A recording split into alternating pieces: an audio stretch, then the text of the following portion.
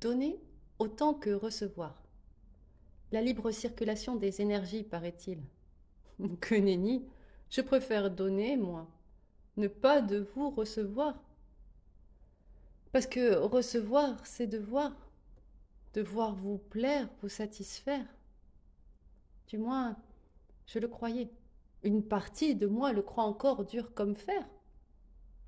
C'est une de mes croyances les plus tenaces qui a construit mon rapport au monde dans l'enfance. En matière de violences sexuelles infantiles, d'inceste, recevoir un compliment, une marque d'affection précédait presque toujours le passage à la casserole. Mon système nerveux l'a donc intégré ainsi. Si je reçois, c'est pour devoir. Et le prix à payer, c'est mon intégrité. Alors, vous pensez bien que donner, c'est beaucoup plus facile. D'autant plus facile qu'il me permet de contrôler la relation. De vous contrôler. Aujourd'hui, à 42 ans, après tant d'échecs sociaux, professionnels, amoureux, notamment à cause de cela, je m'aperçois que ce n'est plus viable. Mais je m'aperçois aussi à quel point il est excessivement difficile de déconstruire cette croyance si profondément ancrée, quand ce que nous avons vécu nous conditionne à reproduire les mêmes schémas, faire les mêmes rencontres, quelles qu'elles soient, dans tous les domaines de la vie, subir encore et encore, sans réussir à comprendre ce qui, décidément, jusqu'à cette première levée d'amnésie traumatique, n'allait pas chez moi. C'est encore plus difficile parce que donner sans recevoir, c'est donc dans tous les domaines de la vie. Nous sommes donc aussi plus vulnérables aux situations de précarité, voire de grande précarité, à la rue pour nombre d'entre eux. On ne choisit pas de rejeter le système, on ne naît pas avec la volonté de vivre en dehors de la société. Nous sommes des animaux sociaux, notre survie dépend toujours de celle du groupe. Et en situation de précarité, il est très difficile aussi de pouvoir accéder à un accompagnement thérapeutique approprié. Quand je parle d'approprié, j'entends exempt de toute approche psychanalytique qui promeut entre eux, en dépit de la littérature scientifique sur le sujet, cette fichue théorie sur la création des faux souvenirs, le syndrome de Munchausen ou encore tout aussi loufoque celui de l'aliénation parentale. C'est en tout cas ce qui m'a été servi là-bas. Et puis, il y a ce que dit le dictionnaire, ce qu'en fait notre société, férue d'apparence et de performance. Si bien que, dès lors que l'on s'intéresse un peu au sujet, on entend de partout donner sans attendre en retour. Mais qu'est-ce que cela signifie, au juste, ne rien attendre en retour quand on nous a appris dès l'enfance à toujours devoir être parfait pour avoir le droit d'exister, d'être aimé? Plus fort que mon camarade de classe, ne pas se plaindre, ne pas pleurer, ne pas manifester de colère. Tais-toi et mange. Mais alors, si je comprends que je dois donner sans rien attendre en retour, pas même un peu de respect et de considération, comment je fais pour vous, pour sans vous, exister? Alors, j'ai cherché un peu partout. Et j'ai entendu parler, comme vous, d'une grande vertu qui pourrait s'y coller, la générosité. La générosité, dans le dictionnaire, c'est le caractère d'une personne, d'un acte généreux. Jusqu'ici, tout va bien. Pas de grande découverte. Mais dans son autre sens, c'est aussi une qualité qui dispose à sacrifier son intérêt personnel, comme l'altruisme ou l'abnégation, ou encore une qualité qui dispose à pardonner, à épargner l'adversaire dans une idée de bienveillance, de bonté, d'indulgence. Mais aussi une disposition à donner sans compter, une largesse, une libéralité. Et en dernière position, dans toutes ces définitions à rallonge pour un seul mot, histoire de noyer le poisson, rigolotement, un don. Et l'exemple donné en illustration, sa générosité l'a ruiné. Mince alors. À en croire tous ces dictionnaires, à force de donner sans compter au point de sacrifier son intérêt personnel, tout cela l'a ruiné. Donner nous ruinerait. Mais ruinerait quoi? Qui? Et comment? Nous pourrions penser, d'un point de vue très matérialiste, tel que fonctionnent nos sociétés occidentales, qu'il s'agit des possessions. Des possessions qui ont fini par tant nous posséder que ne plus en avoir, à force d'avoir trop donné, a conduit à notre ruine. Une ruine capable d'anéantir beaucoup d'entre nous, au point d'en pousser certains à renoncer à vivre, si persuadés que leur salut ne peut être que dans l'accumulation de richesses, la possession. Outre le fait qu'on ne peut le nier, c'est toujours très vrai dans ce système capitaliste comme le nôtre, où je me répète certes, mais tant que ce sera là, je continuerai. La santé et la dignité sont conditionnées au statut social et aux ressources. Nous avons fini par intérioriser l'idée que vivre revenait à courir après le bonheur. Un bonheur qui se consomme pour nous divertir. Et se divertir, toujours selon notre ami Ludico, c'est se distraire. S'occuper en s'amusant pour tuer l'ennui ou fuir ses soucis. Et vu le nombre que nous sommes à courir partout, dans l'urgence de la moindre distraction, je crois que nous sommes nombreux, toutes classes confondues, à avoir des soucis. Mais apprendre à s'ennuyer, c'est aussi cultiver l'empathie et la créativité, le meilleur moyen pour activer nos propres ressources internes. Et il est précisément là le bonheur, voyez-vous. Comprendre que nous disposons intérieurement de tous les outils nécessaires pour réapprendre à cultiver notre propre bonheur. Une culture qui nous apprend à terme à danser sous la pluie, se laisser traverser par les épreuves de la vie quand celle-ci aura décidé que ce serait un peu nuageux aujourd'hui.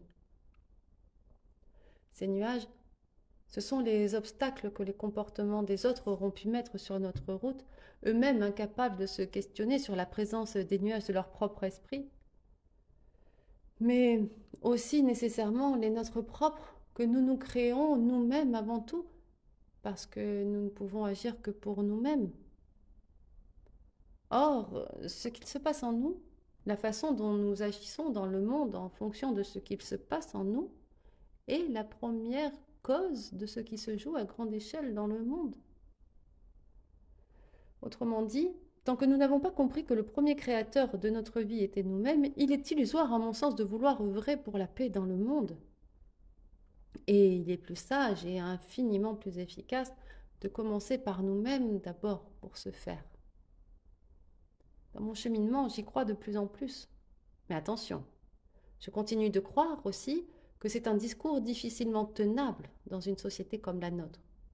Encore plus quand on parle d'inceste, de violences sexuelles infantiles, de violences tout court. Souvenons-nous d'une des définitions très problématiques, à mon sens, de la générosité. Une qualité qui dispose à pardonner, à épargner l'adversaire dans une idée de bienveillance, de bonté, d'indulgence. C'est une définition plutôt pratique pour continuer à laisser faire ce qui ne devrait plus exister à l'heure où nous nous croyons si évoluer. Parce qu'il ne s'agit toujours pas d'oublier que oui, nous avons tous besoin les uns des autres pour apprendre à composer avec toutes ces tempêtes, mais que tenir un tel discours, sans nous rappeler que faire toujours plus d'économies sur la santé au profit de la performance permet de ne pas offrir des accompagnements réellement efficaces aux personnes qui ont été victimes, aux enfants qui le sont encore, de véritables soins en matière de psychotraumatologie tels que Édouard Durand et son équipe ont essayé d'instaurer à la Civise, avant d'être écartés. Tout cela reste profondément insultant pour toutes ces personnes dont la parole est niée, rejetées par un système qui ose s'enorgueillir de leur loi qui nous offre maintenant la liberté de choix à mourir dans la dignité, au prétexte sournois, entre autres, que mon corps serait mon corps. Cette loi me donne la nausée. Mais nous parlions générosité. Générosité qui supposerait donc de renoncer à son intérêt personnel ou encore d'une qualité qui dispose à pardonner, à épargner l'adversaire. Comme je vous le disais, je trouve cela assez pervers donc. Pervers parce que c'est vrai pour le vivre moi-même. À partir du moment où nous développons cette capacité à vivre en paix avec nous-mêmes, pardonner à l'autre n'est plus une contrainte pour se sentir enfin bien avec nous-mêmes, mais plutôt une conséquence qui en découle naturellement. Comment en vouloir à ceux qui nous ont fait du mal à partir du moment où nous comprenons que ces personnes-là sont profondément torturées? Tout s'explique, encore une fois. Mais ce n'est pas parce que tout s'explique qu'il faut pardonner et laisser faire. Laisser faire un système économique qui préfère accuser l'individu d'une défaillance personnelle à coup de neurosciences plutôt que de se remettre lui-même en question sur les maltraitances qu'il nous inflige à tous pour pouvoir perdurer. Faire de plus en plus d'économies sur la santé en rendant l'individu coupable de son incapacité à se suradapter à une société toujours plus avide de consommer pour se distraire et fuir la réalité. Une réalité qui nous heurte tous, qu'il est dur d'affronter. Fuir cette réalité qui nous accuse de ne jamais en faire assez au profit d'un collectif dirigé par des gens qui ont toujours plus peur de perdre ou de manquer. Comme beaucoup d'entre nous, vous me direz, c'est humain. À la différence près que les dégâts sont immenses dès lors que ces mêmes gens qui ont peur de perdre et de manquer détiennent le pouvoir de nous protéger, de décider de nos vies, le rôle de l'État et de ses institutions.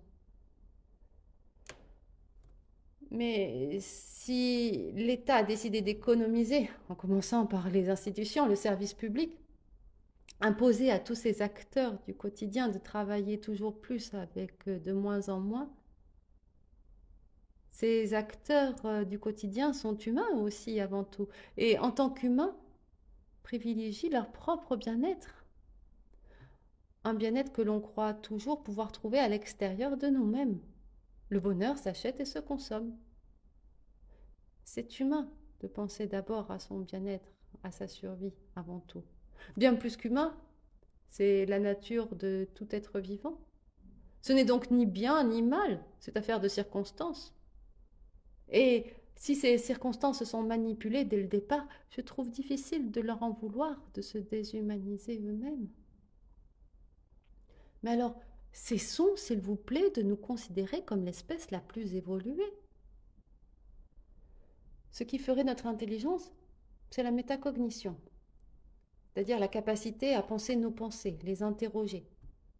Pourquoi je fais ce que je fais, comme le peuple des Kogi en Colombie nous le demande. Mais au lieu de cela, comme j'ai pu le lire récemment, tous les jours on peut lire cela sur les réseaux sociaux. Ils sont là pour ça d'ailleurs, renforcer nos égos. On préfère accuser les autres plutôt que d'observer nos propres pensées, comportements, propos. Ben oui, mais tant qu'il y aura des abrutis pour suivre, on ne s'en sortira pas. Ah, et qu'ai-je fait à votre avis? Je suis allée chercher dans le dictionnaire. Abruti, qu'est-ce que ça veut dire? Deux sens. Hébété, ahuri, et dénué d'intelligence. Et ahuri, c'est être frappé de stupeur, surpris au point de paraître idiot. Donc dénué d'intelligence? Je ne crois toujours pas. Quand je suis surprise, je suis sans voix, comme le dit l'expression, en état de choc.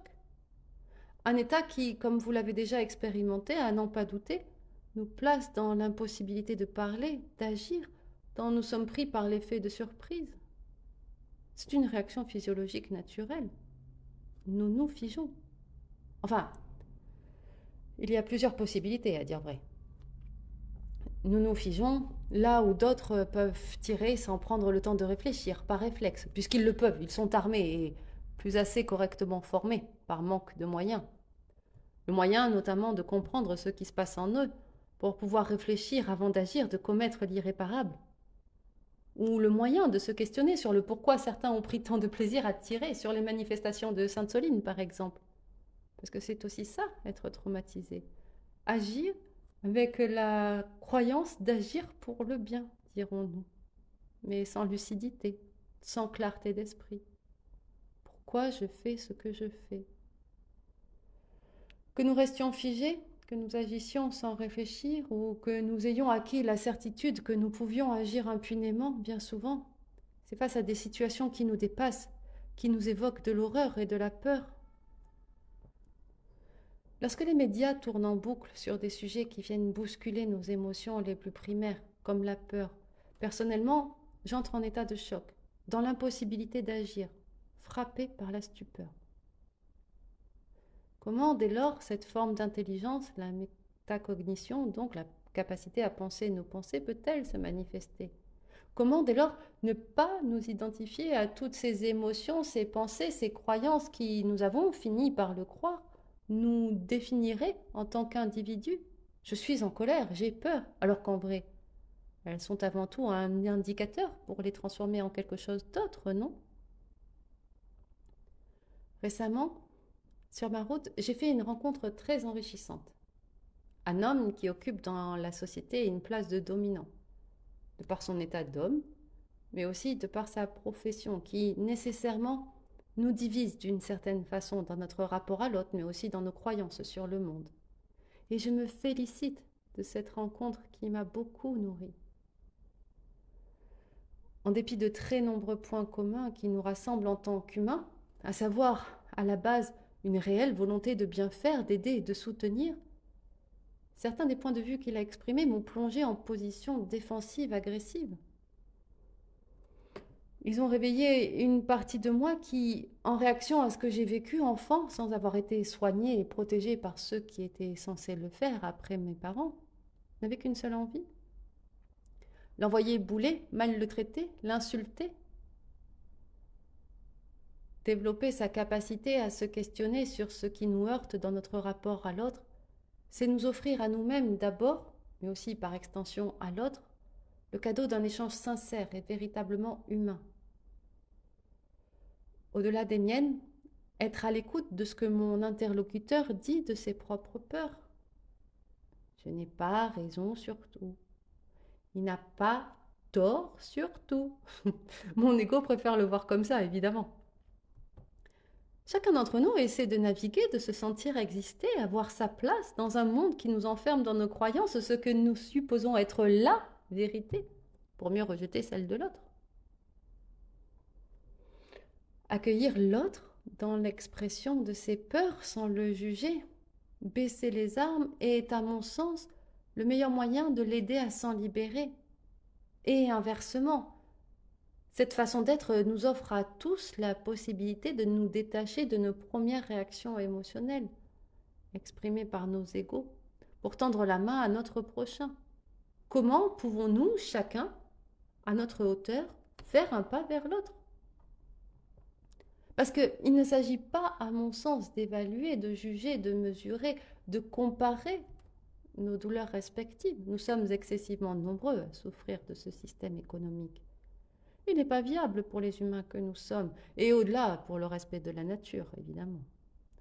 Et continuer à nous accuser, nous opposer les uns aux autres dans un rapport de force permanent ne fait que le renforcer. C'est aussi pour cela que je n'aime toujours pas les mots patriarcat et féminisme, comme je l'expliquais dans le premier épisode.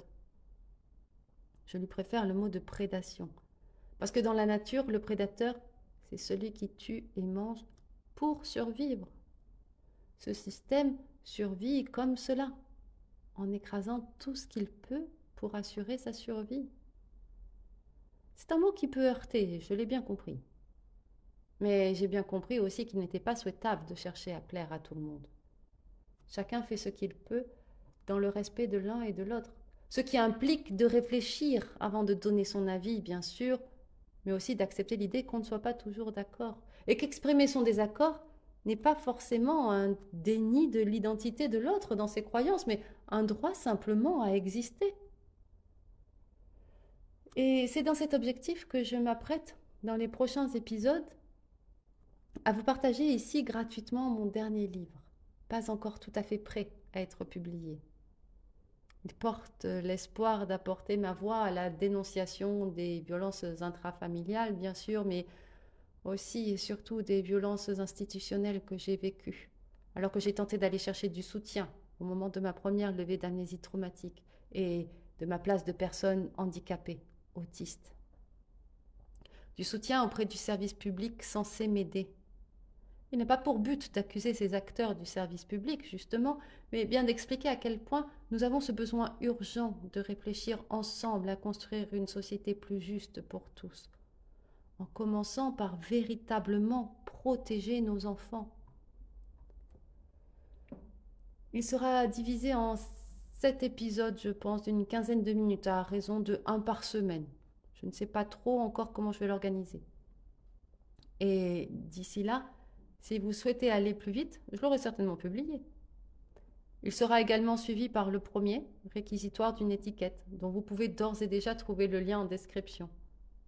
Et après, nous verrons. C'est tellement bon de se sentir vivre, enfin. Merci à vous et à très vite donc pour une toute nouvelle aventure.